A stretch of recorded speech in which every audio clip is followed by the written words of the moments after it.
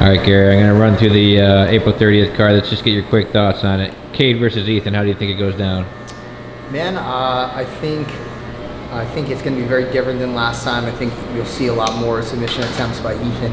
I think he learned his lesson from the last one. Even though it was a dominant performance, I think he knows what he needs to do to win. All right, the second match, we actually are looking for a replacement. What do you know about Grace Gundrum? What do you think about Grace Gundrum? I'm sure you were in the same EBIs back Oh, then. interesting. So Grace is a really great competitor. I mean, obviously as she's getting older now, she's going to be going up against stiffer and stiffer competition. Before, obviously, not only being a female, but being a younger female, the competitive landscape isn't as broad. But as she's getting older, and she's going to be going up against, professional females that are adults. It's going to get interesting. Who is she competing against? There's going to be someone just got injured. She doesn't have an opponent right now. Oh, we don't have an opponent yet. All right. But I'll talk more about it. It doesn't make a difference. She's got exceptional athletic ability and flexibility, and also just a pretty good head for the sport. It seems like she makes pretty on the fly, innovative decisions, and I like to see her do well, and I'm excited to see her performance. Nikki Ryan versus PJ Barge. It's a great matchup, actually. PJ is much like a very physical competitor. I think he has a wrestling background. It's been something that Nikki's been working on heavily. Also, like I had mentioned, Nikki is physically maturing, a lot, and I think that this will be a great test to see somebody who's a very physical competitor compete against Nikki while, like I said, he's starting to reach his physical peak now. And kind of see how that matchup works, and see, maybe a Nikki Ryan that doesn't get pushed around as much as before.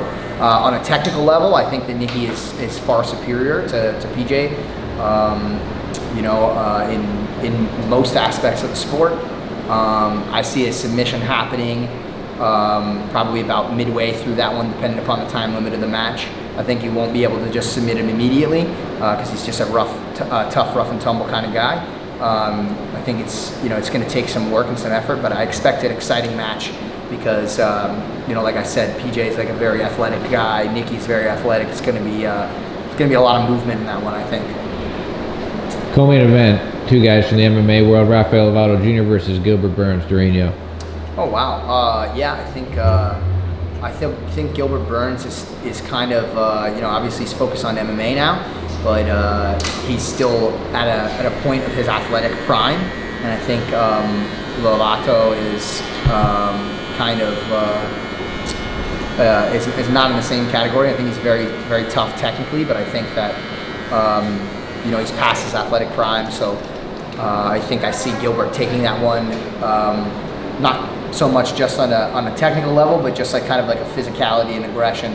I just think he brings a lot more to the table than Lovato is going to be able to handle. So, last one, main event, a guy that you almost fought, Tye Ruotolo, going against one of your teammates, Craig Jones. What do you think about this match? Yeah, I mean it's exciting. It's I think anytime you see the Ruotolo brothers compete, you're going to see a lot of movement and a lot of explosive attacks, and I think they're great up and comers, and for them to be they're doing it right.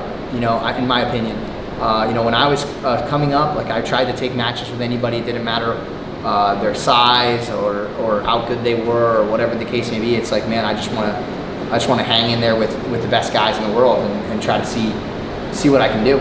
And I think that's what these guys are doing. And kudos to them. And I don't think the match is going to go their way, but.